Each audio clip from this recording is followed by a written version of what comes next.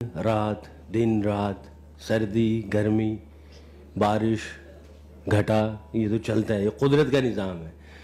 खेल भी ऐसे ही है, हार जीत ये चलनी है, तो इसको एक्सेप्ट करना चाहिए। तो हम एक्सेप्ट करते हैं, तो ये कुदरत का निज़ाम ऐसा है, तो उसमें हम क्या कर सकते हैं।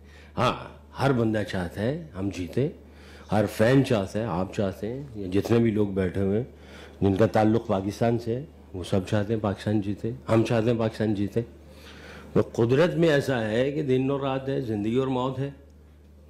ये तो कोशिश है, इंटेंट भी है, दुआ करें हम भी कोशिश करें। मैं हूं इमरान रियाज खान, अब आप मुझे देख पाएंगे सिर्फ बोल न्यूज़। इमरान रियाज खान साहब जो हैं वो बोल फैमिली का हिस्सा बन गए हैं। बड़े अरसे बाद किसी चैनल ने हौसला किया है, तो मुझे ऐसा लगता था कि हमें बोलने की इजाजत नहीं मिलेगी, लेकिन बोल ने डिसाइड किया कि बोलने की इजाजत वो लेकर देंगे। मुझे बोल की एक चीज बहुत अच्छी लगी कि बोल ने कैटेगोरिकली कहा कि जो करना है करो, हमने अपना कोई बंदा नहीं निकालना। इमरान खान बोल के साथ जुम्मे से इतवार रात 10 बजे।